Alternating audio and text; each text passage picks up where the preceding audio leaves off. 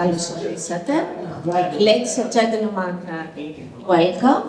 We're in the second part of the film industry event in 15 British International Film Festival.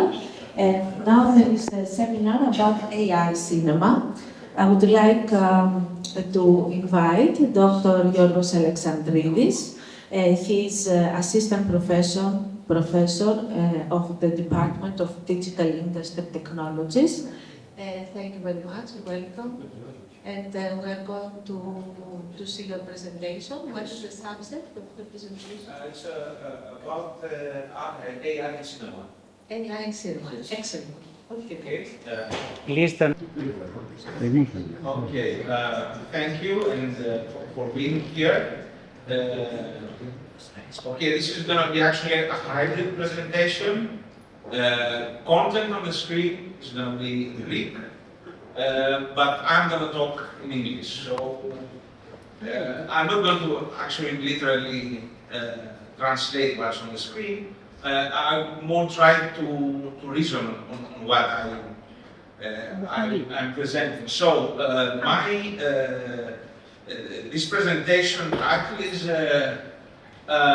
it's about, it could be translated as a not so cinematic introduction to artificial intelligence. That's the title of the presentation. And I begin with talking about artificial intelligence through art and history. And what I'm presenting here is this, it doesn't play the video, never mind. Okay, this is actually an expert from the Jason and the Argonauts film of 1963. It's about Talos, which is was a mythical robot, the guardian of Crete. It was actually a bronze robot guarding, according to mythology, the island of Crete. It had a unique vein that ran through its body, and in that vein there was actually a divine fluid called the hole in Greek. And this vein was actually sealed with a single nail. Which was actually his weakest point, its weakest point for this robot. His ending was not nice, since this nail was removed by Medea when Argonauts passed through the island, and it resulted in the death of this robot. But the main point is that with Talos, it is considered the first artificial intelligence robot ever created in the by the human imagination. Next, we will jump maybe 15 centuries afterwards, or 20 centuries afterwards, and we will land in the Habsburg Empire in 1770, when the mechanical tool was presented actually in 1770 by Wolfgang von Kempelen, who was a Hungarian writer, inventor, and most of all, he was a member of the court of Maria Theresia, which was then the empress of the Habsburg Empire. So, as inventors used to do at that time, they kind of invented various exquisite machines to impress the members of the court. So this inventor presented an automatic chess machine called a mechanical tool. It was actually this huge box. There was a chessboard on top of the box. There was various useless gear and mechanical parts around the machine, so they could be displayed to the members of the court as if it was actually working and making chess move. However, there was a hidden compartment inside it where a very small man was hidden, who was actually the chess player playing the chess. Hence the mechanical Turk name.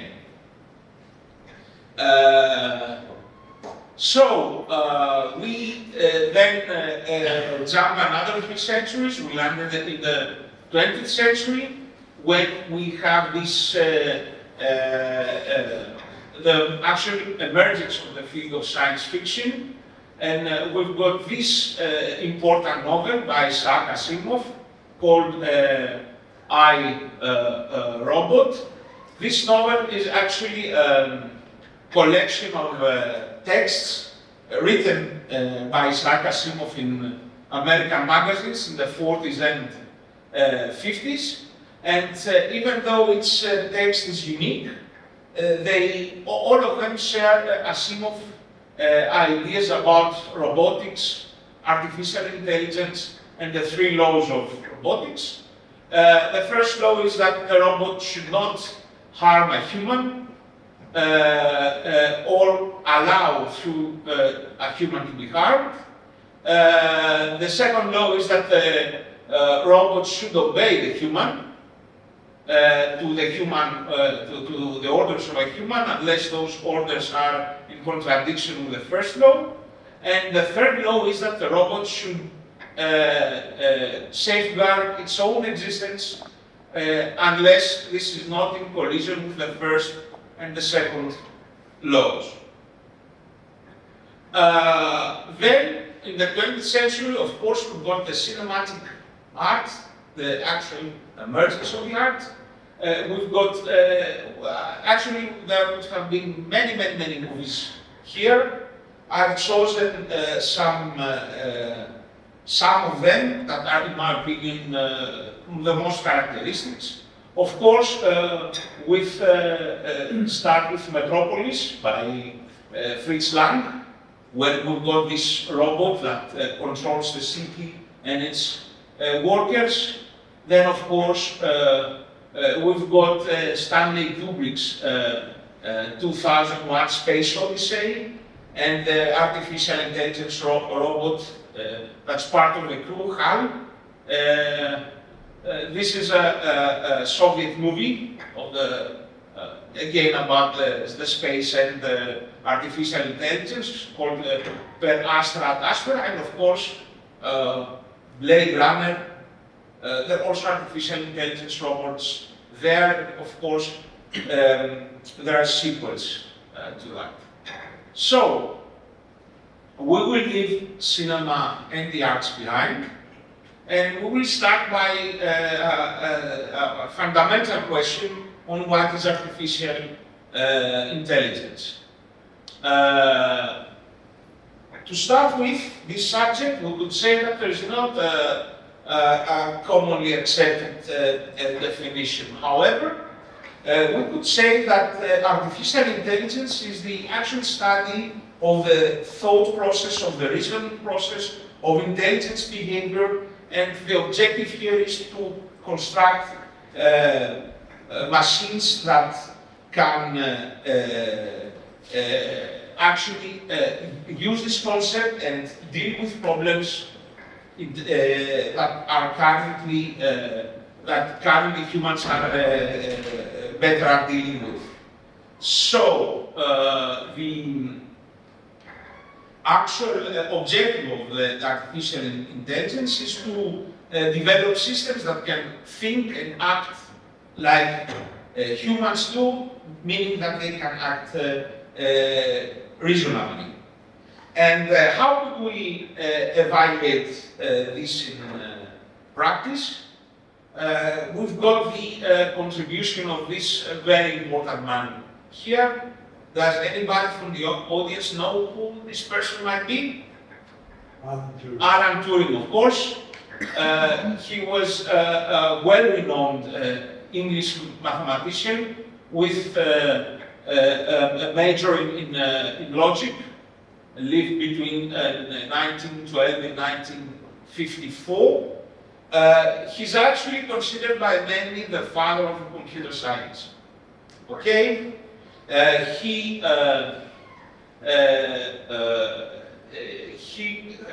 had a great contribution into many subfields of artificial intelligence, and with respect to computer science, and with respect to artificial intelligence, he devised the imitation game that later became known as the Turing test. Of course, about 10 years ago, there was this movie, The Imitation Game, starring Benedict Cumberbatch, but it has nothing to do, okay, we permit cinema as an art. We don't expect it to be very strict on terminology. In that movie, they talk about how they don't talk about artificial intelligence, the director, but they present how Alan Turing broke the Enigma, the Nazi cryptographic device, and the Allies managed to read Nazi communication. So it had nothing to do with artificial intelligence, though the test itself has something to do. It was proposed in 1950, and it's a very simple construct if we think of it now, but it was pioneering at the time. So what we have here is that we have three different rooms or three different compartments within a room. We have a human evaluator here in the middle, who communicates through written messages with two players, player A and player B, or player A and player B. Okay, the point is that he doesn't, the evaluator, the human evaluator, doesn't know who is a human and who is the robot or the artificial intelligence machine, the intelligent machine.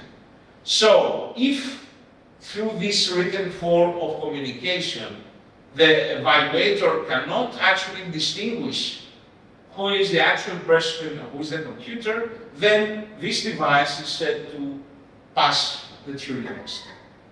Meaning that if we cannot distinguish from the written conversation that we're talking to a computer, then this computer must be intelligent. In 2012, which was the centennial from Turing's birth, Eugene Gustman, a 13-year-old Ukrainian, was the first one to pass the Turing test. Of course, Eugene Gustman was not an actual boy, he was a machine. And he managed to fool 10 out of 30 human evaluators. Now, having said that, there is an argument against the Turing test, which is known as the Chinese room experiment. This is a thought experiment actually devised by John Searle, an American philosopher, and he devised this experiment in 1980 to just signify the fact that human intelligence is something quite different from intelligent behavior. And John Searle said a simple thing.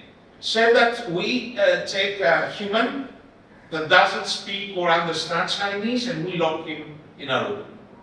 And what we do is that outside of the room we pass him messages.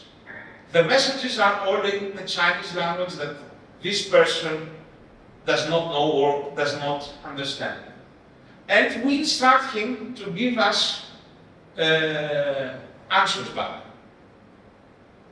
So, the human in the room has a big manual, or he writes a manual and learns, actually, after many iterations and many rounds, learns how to respond to messages sent by the evaluators outside of the room. Okay? And in this way, he gives the impression that he can actually hold an actual conversation in Chinese in written form, even though he does not understand Chinese at all.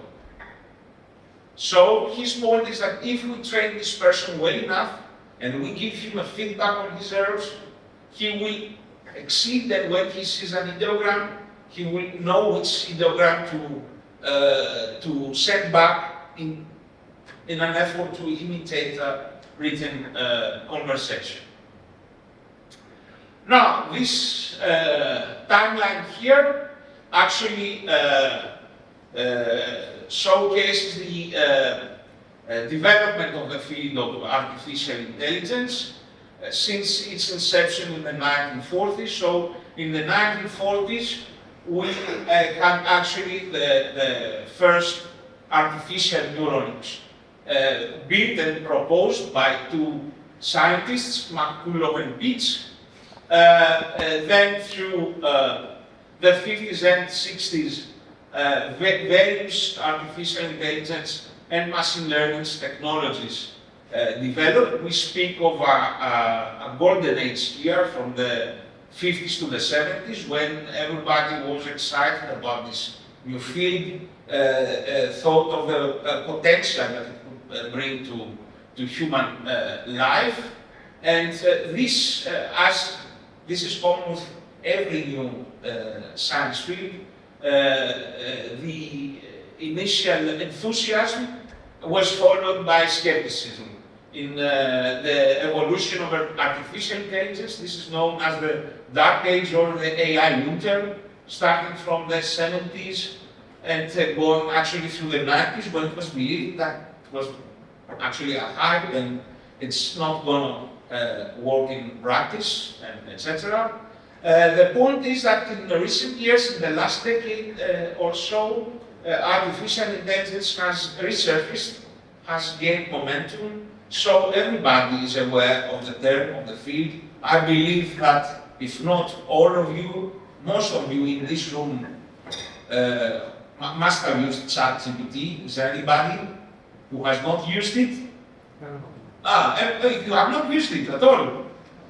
Never? Oh, that's strange. I mean, if I had asked the same questions to an audience like 5 years ago, the answers would have been the opposite. Maybe one of it must have heard about the large language model, etc. So, what happened in the last 10 years, and we got this resurface of artificial intelligence? We had actually very important evolution in computing hardware accelerators, and of course in software, because artificial intelligent operations, if we look under the hood, they're very computationally intensive. Okay, and now we've got the computing hardware that can support computationally intensive calculations, even at low-cost devices. So it has resurfaced again. So, in this diagram, we see how those three areas, artificial intelligence, machine learning, and deep learning, coincide, and we will move on to discuss about what is learning in the concept of artificial intelligence. We talk about cognitive systems and learning systems. When we talk about cognitive systems, we talk about systems that are able to process information, and they have the capability of learning, of reasoning on information, of making decisions, etc. So the notion of learning in a cognitive system has to do with its ability to acquire knowledge as it interacts with in its environment, much like humans do, and its ability to actually be better, being better and better when interacting with its environment after its iteration. And then we've got learning systems, that's actually computer hardware and software, but it's not programmed to solve just one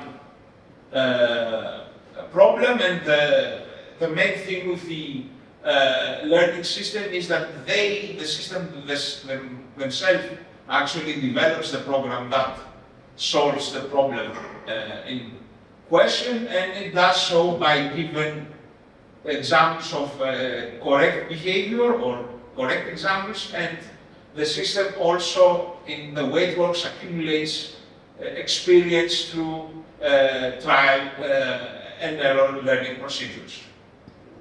The field of machine learning is actually due to Arthur Samuel, a professor then at the University of Illinois, that said that machine learning is this research field that gives the ability to computers to learn without being directly programmed. And in order to showcase his reasoning, he built one of the first self-learning programs to play the checkers game. Then, okay, we've got Tom Mitchell, currently a professor at the Carnegie Mellon University. He gave a more precise definition of machine learning, but okay, let me skip this slide and move on to see what machine learning is. We've got, of course, supervised learning, which is also known as learning by examples. Here is the machine, actually. We give him labeled data, we give him this shape here, telling him it's a rectangle, this is a triangle, this is a circle. We tell the machine, those are the training examples, the correct examples, and then here are the labels. And the machine learns to identify patterns in the data given the labels. And how it does so? By building a model of what a circle is, what a triangle is, what a square is, etc. And when it is given new data, it is able to make predictions and identify that this is a triangle and this is a circle based on the data it has been trained upon. This is, of course, supervised learning. Then we've got unsupervised learning. Machine is just given raw data without any labels or descriptions, and we ask the machine to identify patterns and structure in data. It is possible to do so, and in this example, this hypothetical machine actually managed to classify this data into three clusters, depending on its vegetable, onions here, cucumbers here, etc. And finally, we've got this, what is called reinforcement learning, which is how it actually resembles on how we humans actually learn. We don't have just a machine here, we have a concept that we call him an agent. We call it an agent actually. We can think of him, of it as a person. Okay, so this agent interacts with the environment. And how does it interact? He performs an action, he changes his environment through the action it performs, and after changing his environment, he gets a reward, which can be positive or negative. So it can actually get a reward or a reprimand, and based on the feedback it receives from the environment, it changes its perception of it, and then it is able to actually achieve its goal. And how can we actually build in practice a learning system? Does anybody know who this person is here? It's Pablo Picasso.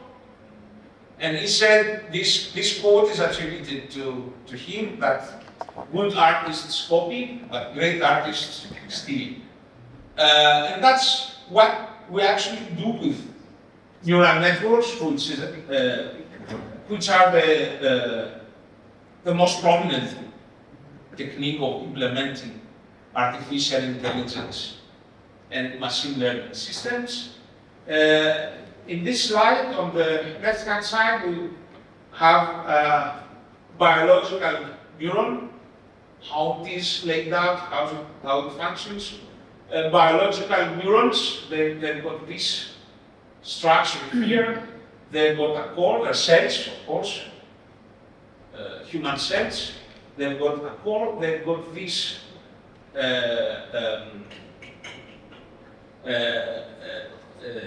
they've got this structure here called a dendrite, okay, and then they've got the axon and the ending. So they receive signals from the dendrites, and when the signal surpasses a threshold, then the human neuron fires and moves the signal to its ending, to its output.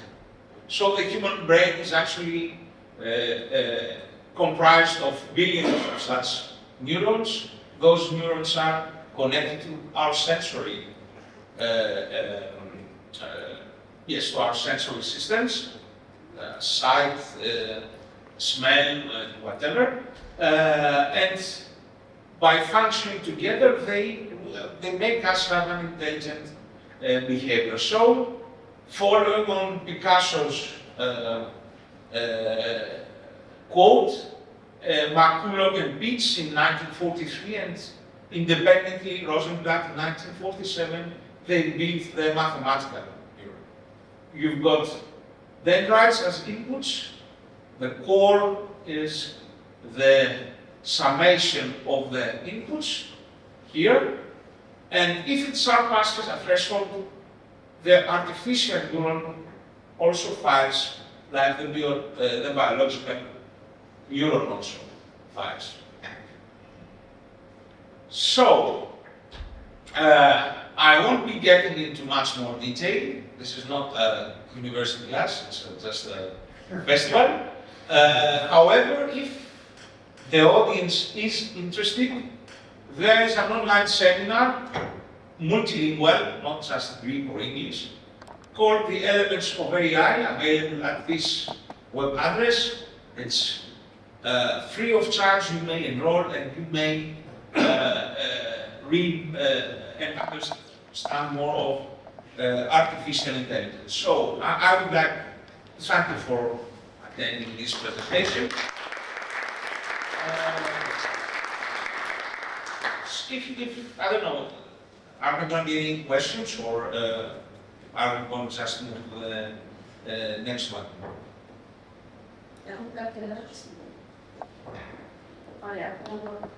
Artificial intelligence is basically data that we input, and it spits it out the way we want it to ask any question.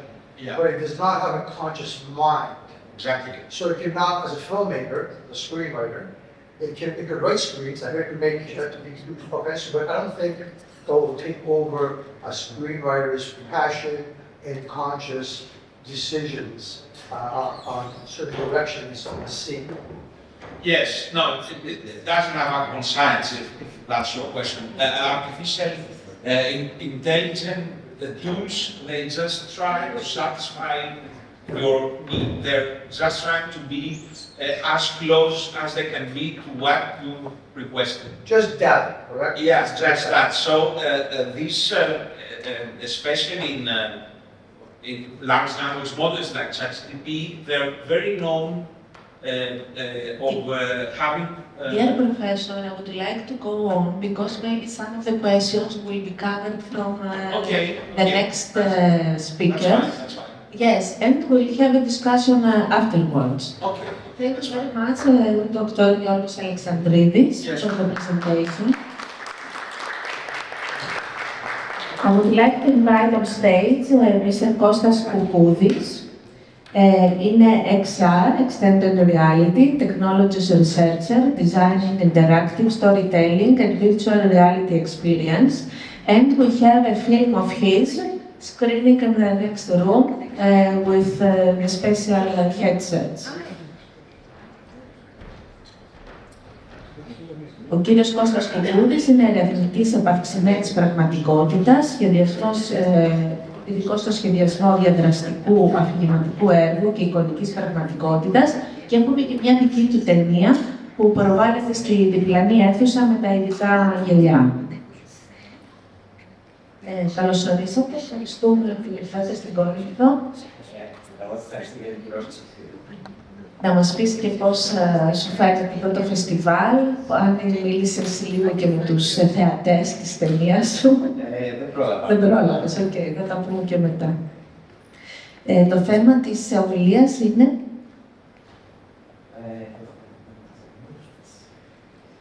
Crafting an interactive storytelling VR experience. Yes, exactly. Ευχαριστούμε. So, hello everybody. Do you hear me? Yeah, I have to speak a little bit louder. So, today I'm going to talk about the creation of virtual reality experiences. I will focus on my work called Is There Anybody Out There? I am Kostas Koukoudis.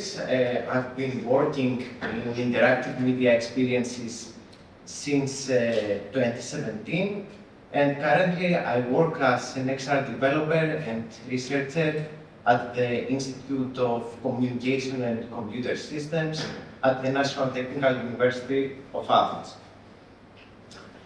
So, today I will talk about the technology regarding the virtual reality, some references that my work was based on, the production of virtual reality experience, and finally some conclusions about the current state of the technologies and the art. The main question I'd like to answer through this presentation is how a virtual reality project is developed and how does the viewer become embodied in it. Starting with the technology, it starts very, very early in the 1838, some years after the invention of photography, with the stereoscope by Sir Charles Wheatstone. The stereoscope was a device that could send different images to each eye and create the perception of the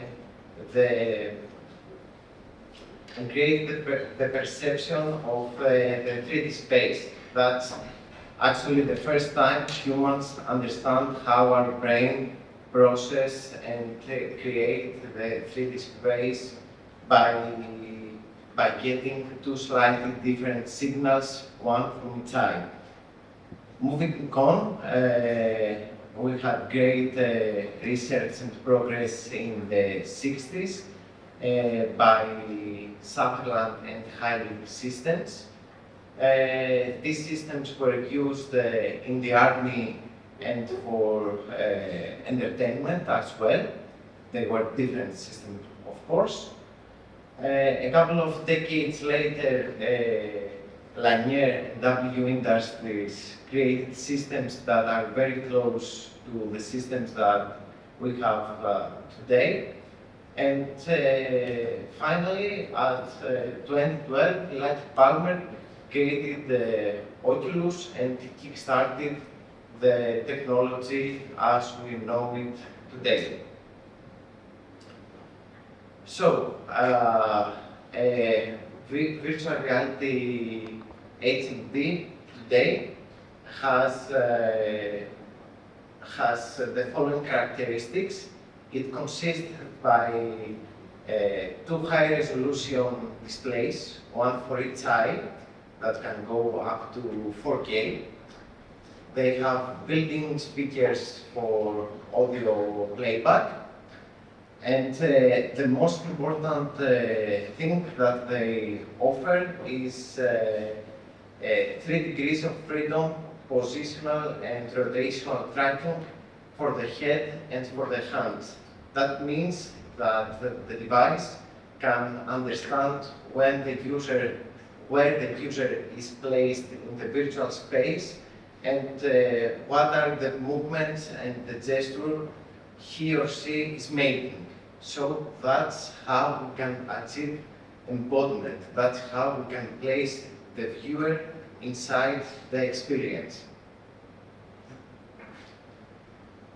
There are a couple of works regarding the storytelling immersive experiences. These works that my work also was based on are Distance OK and the Book of Distance.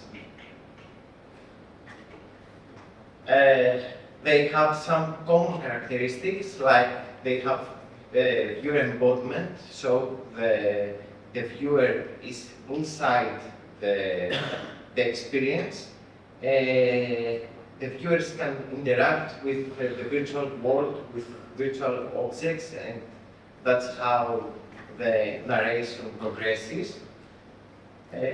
Stories have social content and some documentary features. There is presence of narrator, and finally they have stylized graphics. All the above features are also included in the experience that I designed. Regarding the production, the first step, as in classic films, is the scenario. When I began the designing of the experience of the work, it was a little bit after the COVID-19 quarantine, so I thought that I wanted to create an experience based on that situation. Everything, the experience takes place inside an interior with physical dimensions. It was the space I spent most of the time of the quarantine. It is organized in 6 scenes, and the transition between the scenes occurs when the viewer has an interaction with a virtual object, and the duration is 5 to 10 minutes depending on how quick the user interacts and progresses through the experience. After the scenario, I had to create the graphics. They are 3D graphics, stylized, meaning they are more cartoonish. I gave emphasis on the volumes and the palettes rather than trying to represent a hyper-realistic environment with many details. I created the character animation and finally some visual effects that were needed. This is a screenshot of the space that the experience takes place in. Of course, another key element for such experiences is the sound. We have actual sound placement in space, which enhances the narration and the immersion that the viewer is feeling inside the virtual world. We have the recordings of the narrator, as well as some sound effects and music. And finally, I would like to mention that the track that was recorded and the title of the play was inspired by Is There Anybody Out There, a Pink Floyd song. Of course, since it's an interactive experience, some programming was needed to be done. I'm not gonna talk in detail about the programming. I just want to mention that I followed a pretty common architecture in which we have a game manager. He's like a global observer of the world that is looking for the user interactions, and then when an interaction occurs, the manager progresses with the scenario and instructs the narrator to move to the next part of the play, of the experience. About the tools, there are multiple tools that can be used for such productions. These are just the tools that I know and I prefer and I use for my work. Everything was created inside Unity engine, a game engines for video games and interactive media applications in general, like VR experiences. I used Blender for the 3D graphics creation and Substance Painter for some additional texturing. Audacity was used for the audio recording and editing. C# and Oculus SDK were used for the programming of the experience. And finally, GitHub is a tool that is used for version control in order not to lose my work. And Miro is a tool for the game design document and how I organized my ideas, my references, and had some storyboards. The experience is developed for Oculus MetaQuest Pro devices, but it can be supported in every Oculus Quest device. Now I have a short trailer of the experience. I think it will not play through the presentation, so I'm gonna show it separately.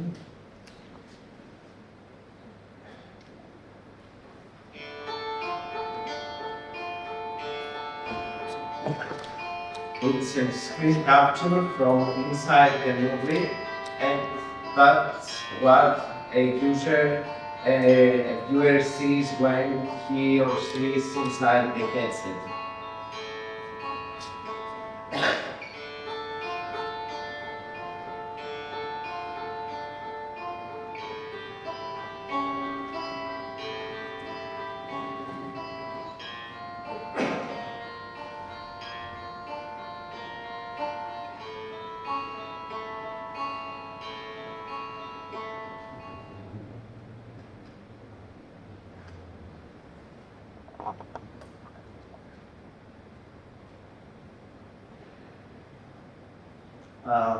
To sum up, some conclusions about the whole process. First of all, I submitted the film through film festival in various festivals and expos that had the option for virtual reality production. I got selected by a few of them and got some awards in some of them. So we can see that now also the film community embraces new media. And about the process, virtual reality is a technology with a long history. Even I didn't know, I didn't have the bigger picture of the history, and that's something I learned through my research. And it features some periods of decline and periods of growth. I believe that currently we are at a period of growth. Virtual reality is an emerging medium in which we have the presence of artistic narrative and storytelling applications. Creating an application like that requires some interdisciplinary knowledge between art and technology, so that's why productions are commonly made by bigger studios with people with multiple specialties rather than just one person. And of course, virtual reality, it's not only about gaming, it's a medium and it can be used in whichever ways the creators chose to use it. That's all. Thank you very much for listening. I'm waiting to have some discussion after the final presentation. Thank you very much.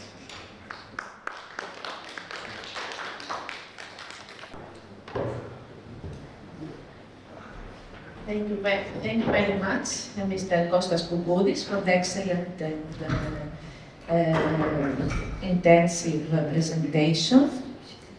Mr. Nikos Stamatopoulos is on stage.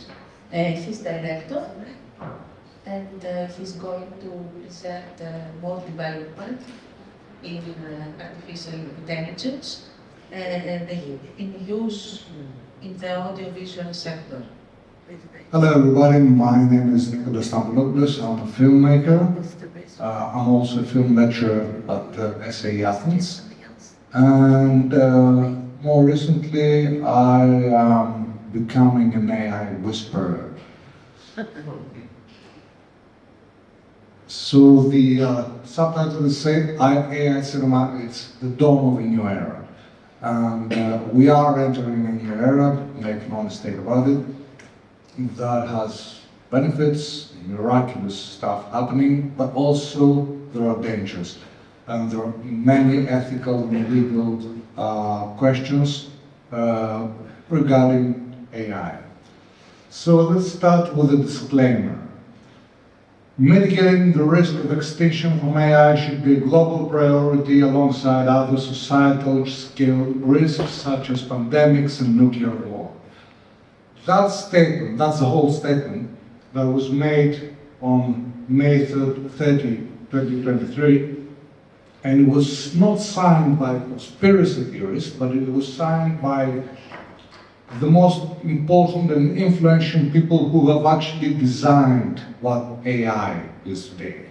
Geoffrey Hinton is the godfather of AI, is someone who did immense work in neural networks. Without his work, we wouldn't be here. Bill Gates doesn't need any introduction. Sam Altman, again, is the CEO of OpenAI, etc., etc., and even Chinese and Russian scientists all over the world, many hundreds of them have signed this statement. And it's a pretty harsh disclaimer. What are they afraid of? What AI isn't yet?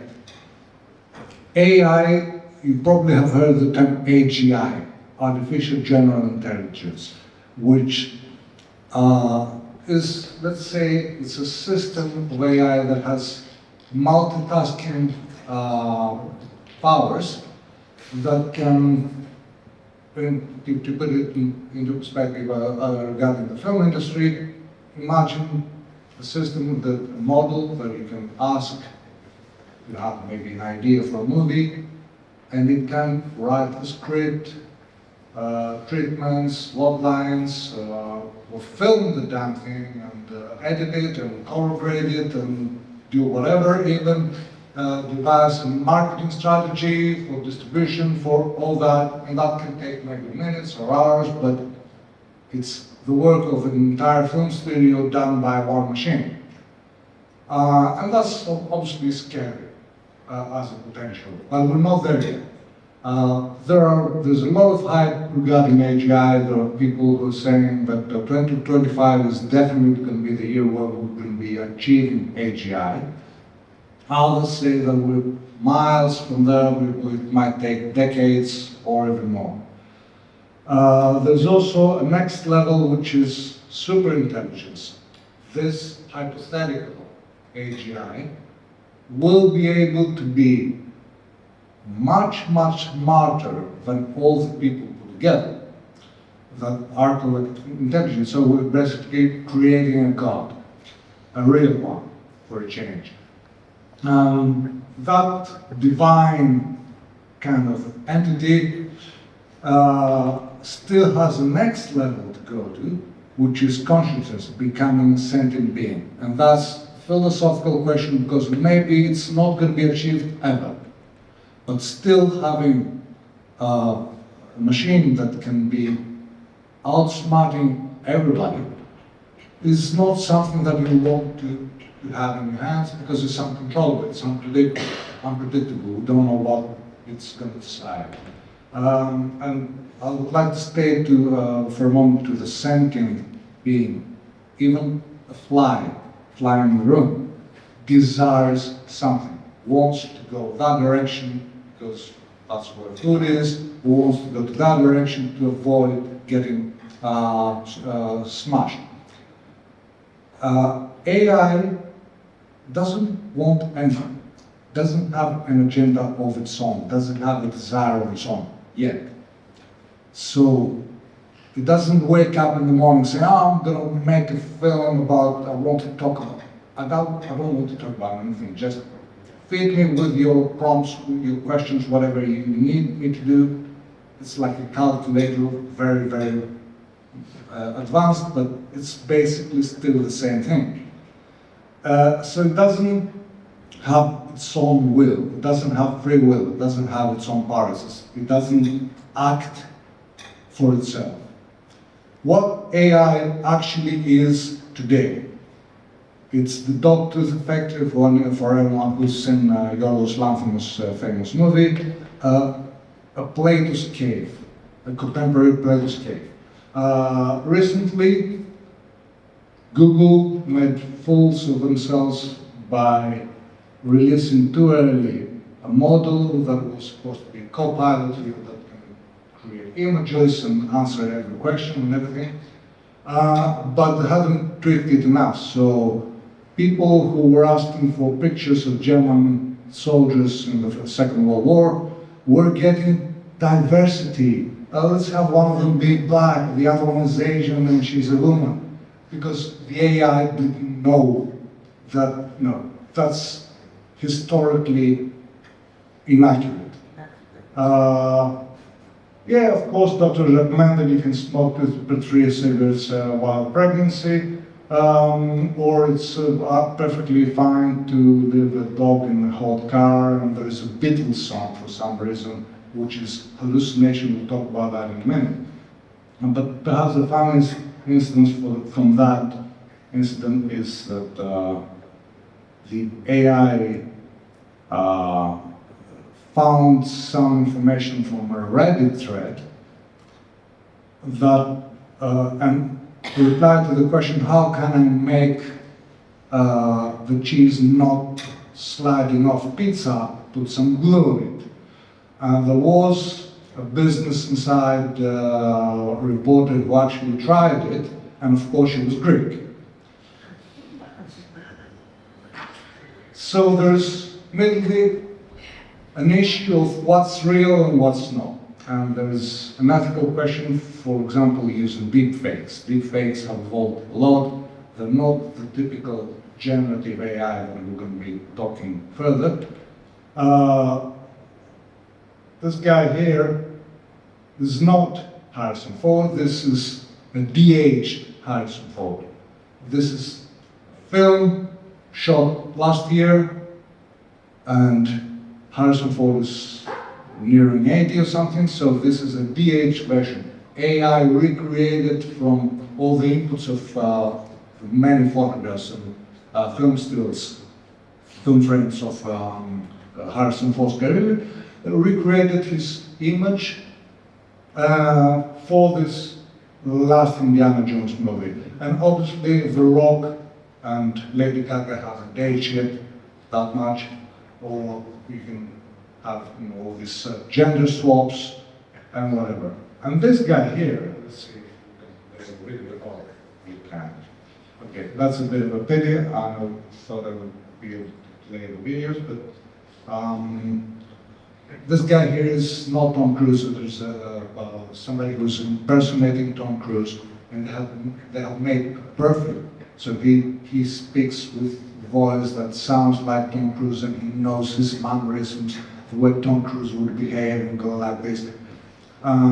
They have swapped his face with Tom Cruise's face, and it's unreal. It's you can bet anything you want that this is Tom Cruise. It isn't.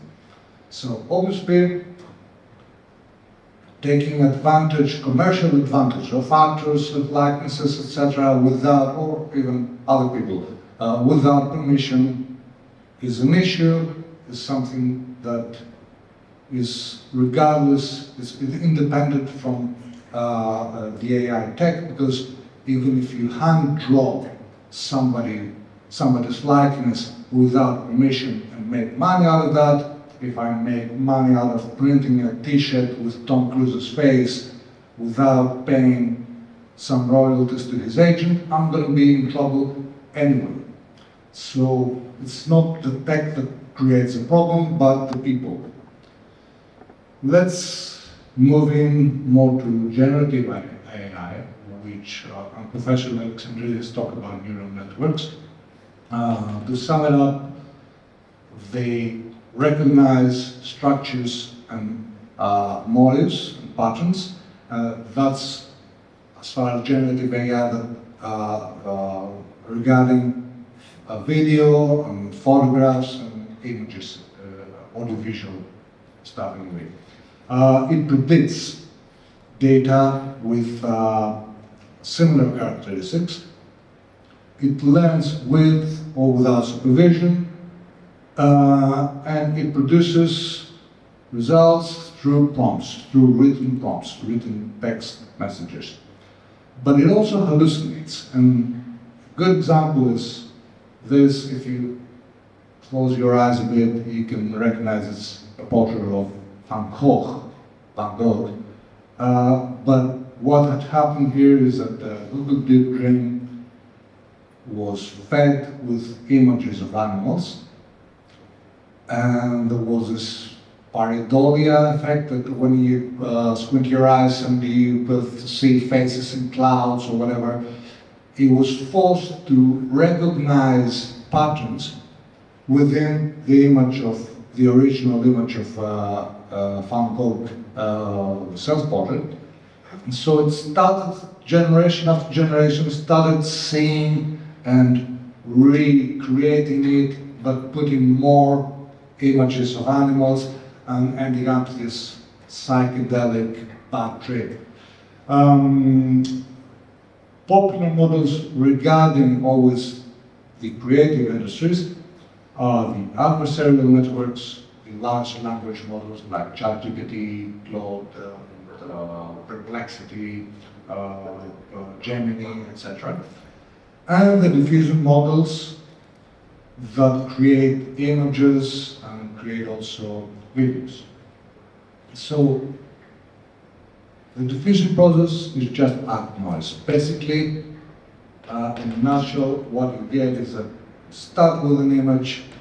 This image the AI starts adding noise, deconstructing, so to speak, this image, and reconstructing it out of noise by imagining and predicting where each pixel will go, what's going to be the color of the pixel, etc.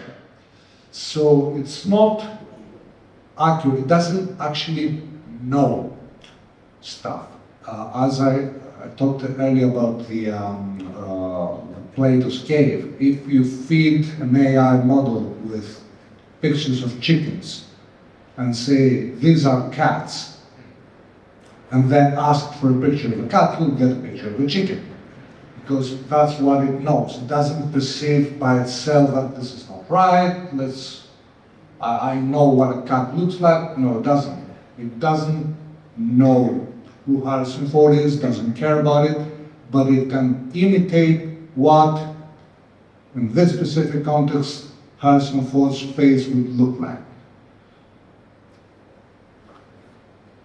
It has evolved, this technology has evolved. I haven't seen anything even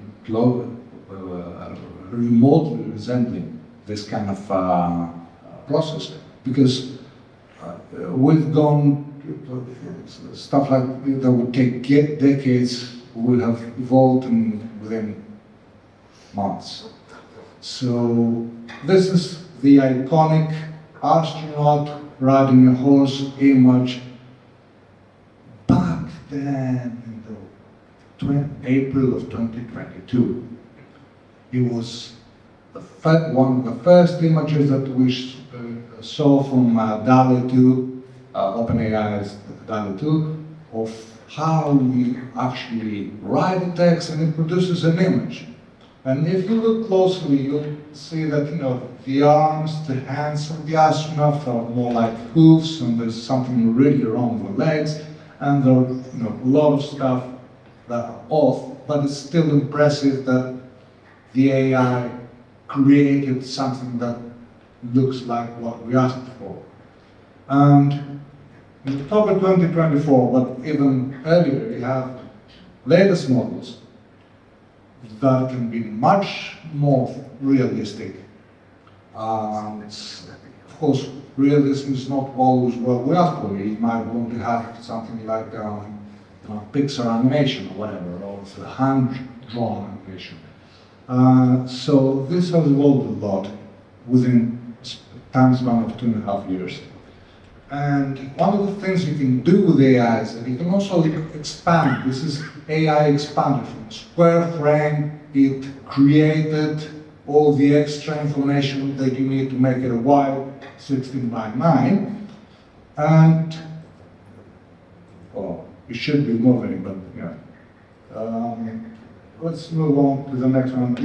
I will show you some examples of moving images. So we have hundreds of generative AI tools.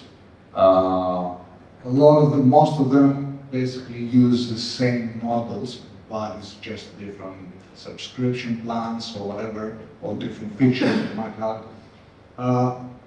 Some of the most common ones are Midjourney, Leonardo, and FreePic is basically the host. The Flux 1.1 is the actual model of creating the images. By tweaking and playing around, maybe using tools like Photoshop that also has generative AI, you can end up with something that is perfect for static images, that is indistinguishable from a real photo. Regarding the generative AI tools, text to video, image to video, and lip sync, you have a ton of them again. Some of the most popular ones are Runway, which is an American company. They have lots of money behind it. They are actually having a fund, a film fund. They are funding films that use their tool in the process. And they're funding them with up to $1 million. So if you have an idea for a feature-length film that has a lot of AI in. You can apply to runway to get your $1 million, but probably you can get much less, of course. And there's also Kling, a Chinese model, Luma Labs, Minimax, Video, Picard, which has declined. Stability AI, which is a different philosophy of a system. It's more like something that you download and run into your local computer, which means that you have to have very strong memory and graphic card and all that, but more control of the result. And there are also tools that can create the script for you, or the concept, or the characters, etc., build the whole world, but they're not to the point that you can compete with something really creative. You cannot really compete with filmmakers. You can just create tons of content very easily for TikTok videos, for example, or something like that. Or you can compete with stock footage. Stock footage industry is in trouble. Now you can have lots of AI stuff which looks, the generic scientist showing there, which is badly filmed usually because it's a cheap kind of filmmaking. You can get much better results with AI now. And there are also good for presenters, lip sync. You have the ability, you have the tools that you can dub people.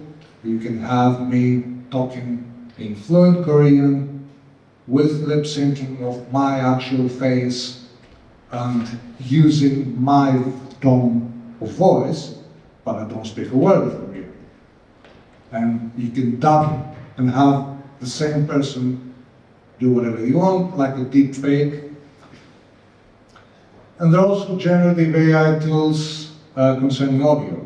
11 Labs, speech generator and sound effects, Engine, also audio, which I use a lot, text to music and music to music. You can have music graphic, you can hum something. You can hum and input that to the tool, and it will reimagine and reconstruct according to what you asked for, and have some version of music. With all of this ones will work. Okay. Other things that you can do with audio is that you can clean audio, so you can have stereotypical interview or whatever in open space, and there's motorbikes in the distance, and you want to get rid of them. And now the AI can distinguish where the voice is and get rid of all the rest.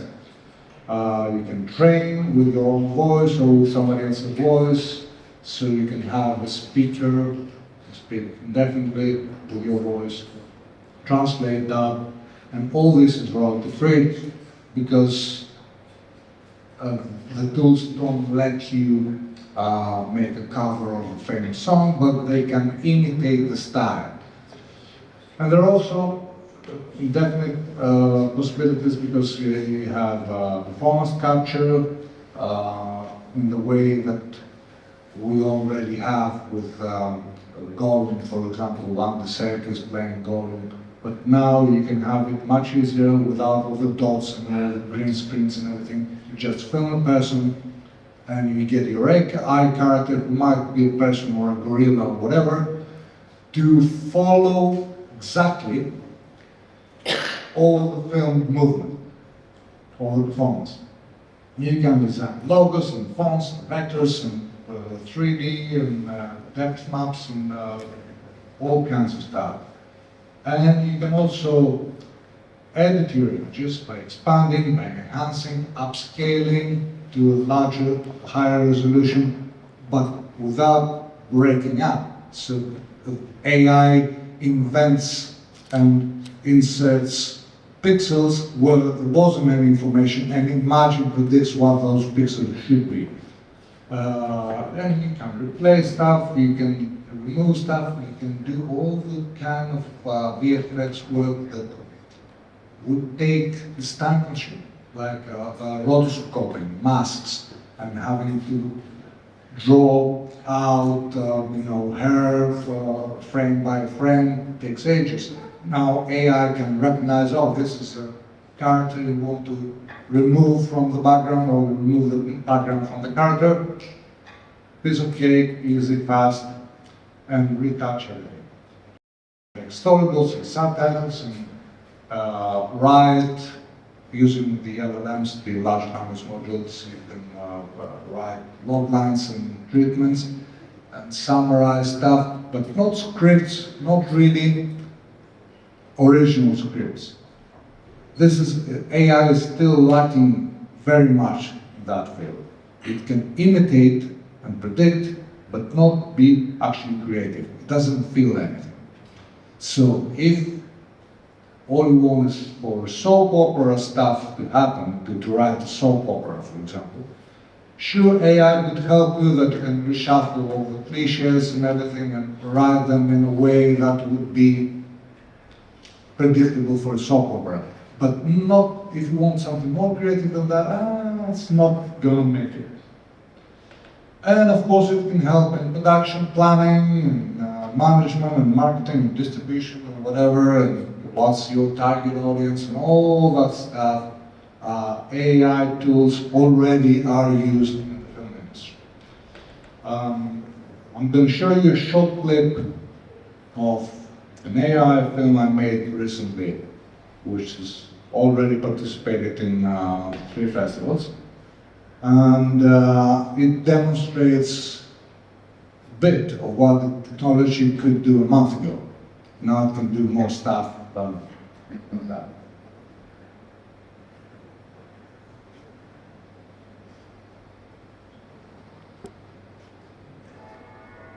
Don't be so naive.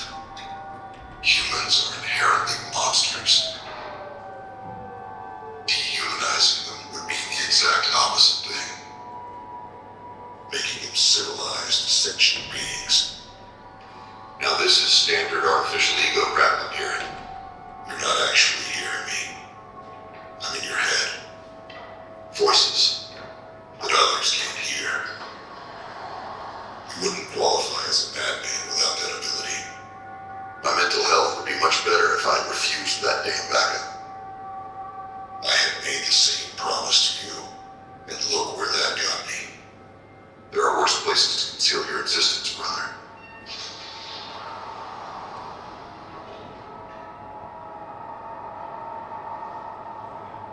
Secure the perimeter.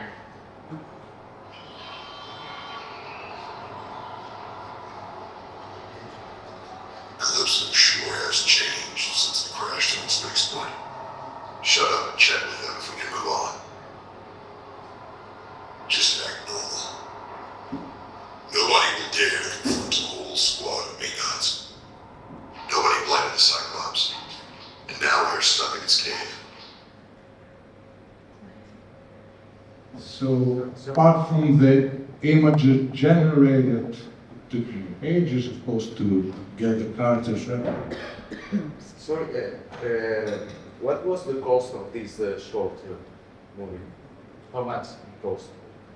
Apart from my personal time, Yes. it's just, maybe a few, less than 100 euros for what the subscriptions cost. And that's exactly the respondent. If I really wanted to make it, this is a 4.5 minute movie. If I wanted to make it the traditional way, and by traditional I mean CGI stuff, not building the whole mooncake set in scale, it would cost a few million. Not even James Cameron can get people to give him millions of dollars for a 4-minute film. Not Ridley Scott. And they certainly wouldn't give that much money to me. So that's one of the arguments against AI is we're losing jobs. This is wrongly interpreted because this wouldn't happen. without AI. Anywhere I would pitch, even if I was a famous director, established money maker and all that, anywhere I would go and ask for that kind of money to make that kind of short film, no one in the right mind would even consider producing it. So it's not AI against traditional methods of filmmaking, it's AI against zero, against nothing. There are no jobs lost of people who will be building those sets and costumes and everything for this kind of film. And the landscape is changing. The film landscape is changing. James Cameron, who is against AGI, and says that the AGI concept is scarier than his films, and he has made Terminator. So James Cameron has joined built AI, one of the most prominent tools in the board of directors, because he sees the future. He sees that it's worth investing for. Lionsgate, which is a huge production company, has partnered with Runway to train generative models and produce stuff. And generally speaking, there are billions of dollars invested in the AI, generative AI that concerns audiovisual production alone. In AI in general, there are trillions of dollars invested. So there's no going back. Wherever, this is not just a bubble, this is not just something that will go away a couple of years later, it's going to be out of fashion. This is something which is evolving rapidly and getting integrated everywhere. Not just the Hollywood films or the Hollywood wannabe films, but also in more art house cinema, documentaries, whatever.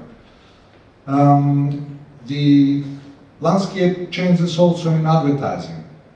Just a few days ago, like less than a week ago, Coca-Cola released its first AI-generated Christmas ad. But they had made a mistake, and the mistake was because they're a huge corporation, and because it takes ages for an army of executives to approve stuff and decide on what they're charging, etc., etc. They had made this clip, this Christmas ad 6 months ago, and they released it now. And now it's already outdated. It's very much outdated. Let me show you what I mean.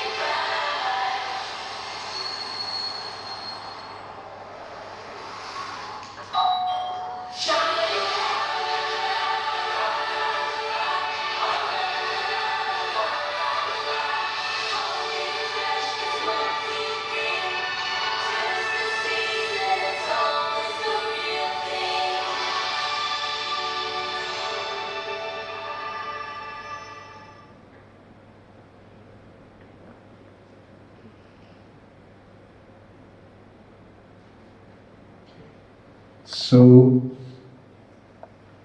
they didn't pay much money, of course, for that. In the long term, they're probably better off because there was a backlash because of this AI ad. And people are talking about Coca-Cola, which is what's good for them anyway. But just to show you where we are now,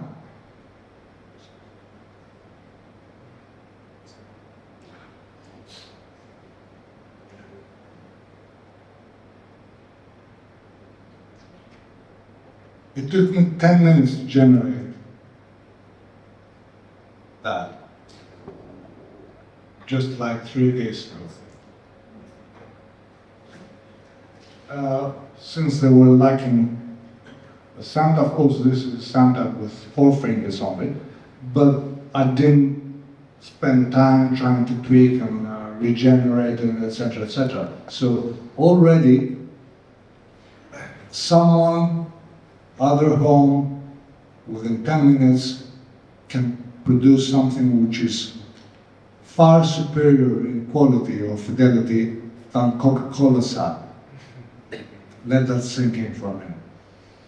And obviously, whatever is going to be happening in 6 months from now will make the Coca-Cola sad look ridiculous, and my version of Santa look also ridiculous, and not realistic enough.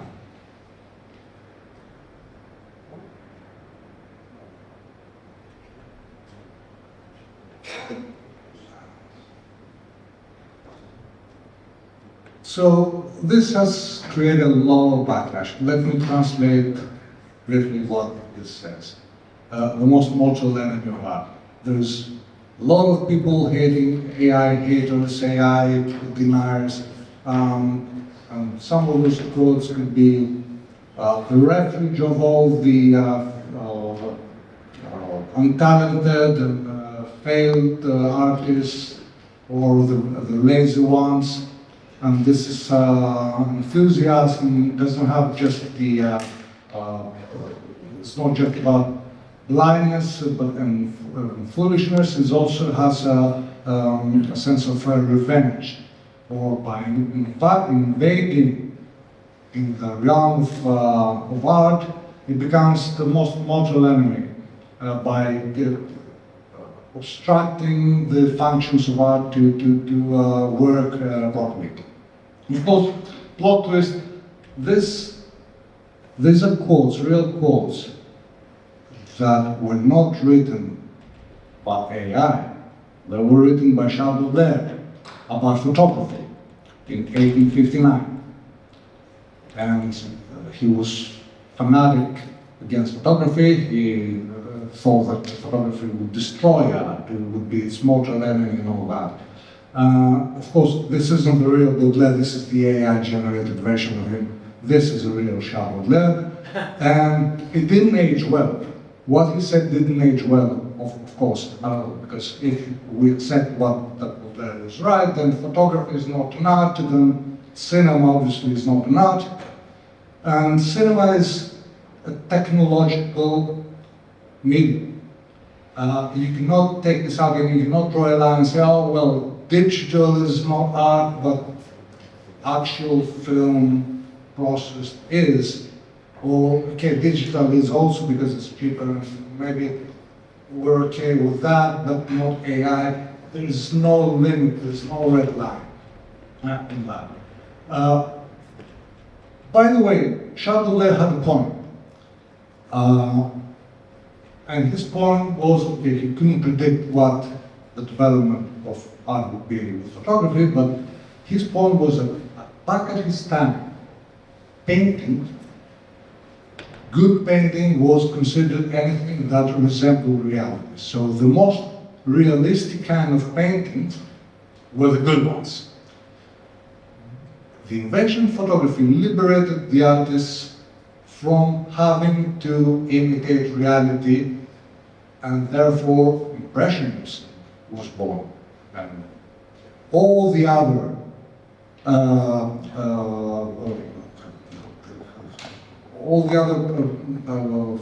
schools, let's say, of painting or art derived from that. Because artists no longer had to imitate reality.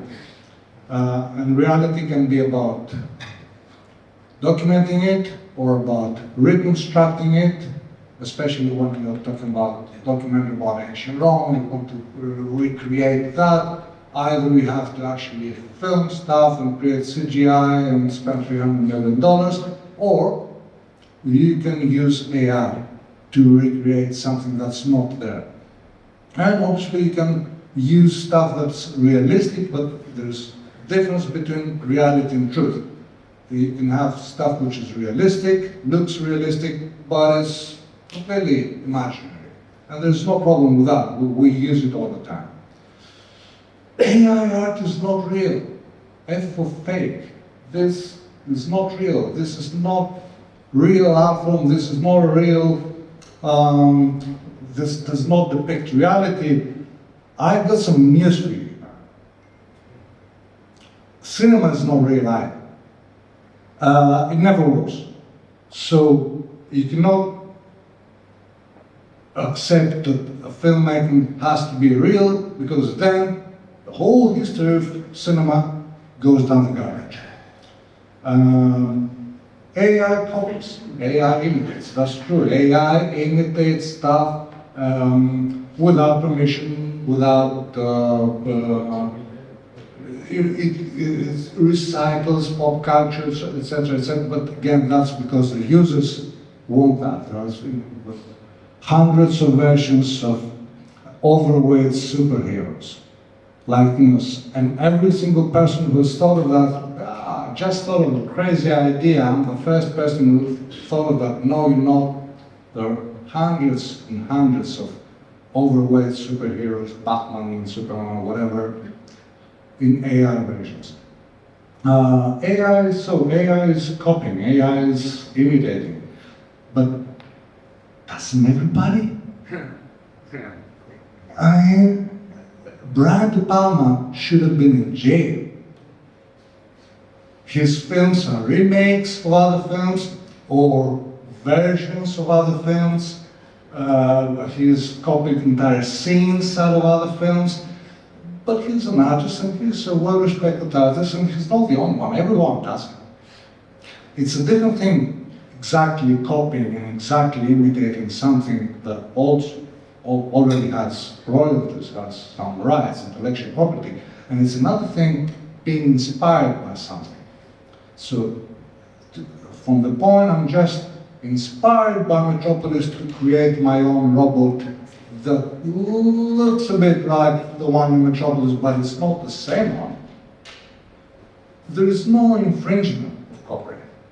If we did that every single time we use our camera to take a picture, we automatically use the aesthetic that has been built inside us out of what we've seen. We've watched movies and we've seen photos and we've seen paintings and whatever else, and that's why we consider that this is a better framing than that one.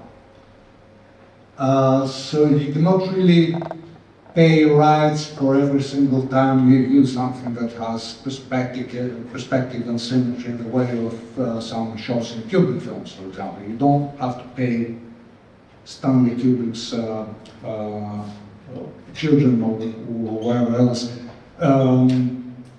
royalties because he just used a concept that he had used before.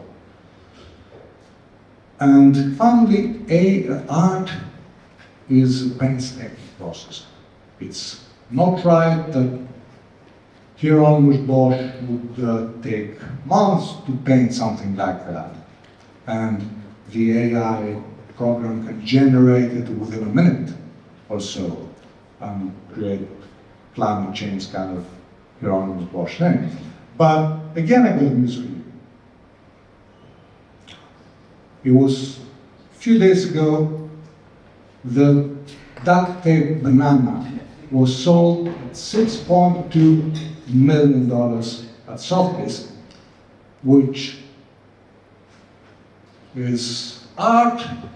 We can talk about it for ages, whether it's real art or not real art or whatever, but the most prestigious auction house sold this piece of crap. Yeah, because basically what this person, the buyer gets is that he gets a roll of duct tape, one banana that he has to change every now and then because it will rot, and instructions of how to stick it on the wall. So it's a DIY thing. And he paid $6.2 million for that.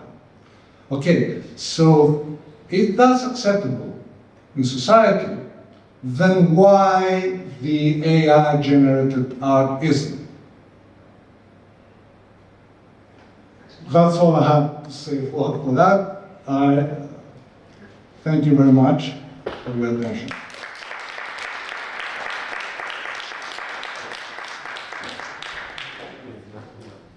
Σε όλους, congratulations.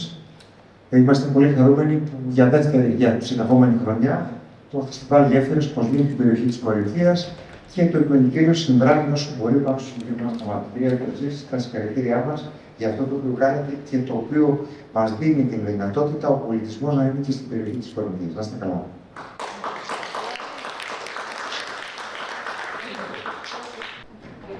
Alexandridis, ευχαριστώ.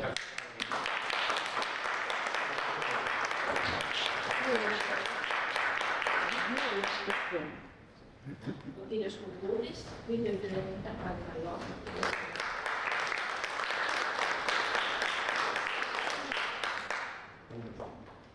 Ο κύριος Stamatopoulos.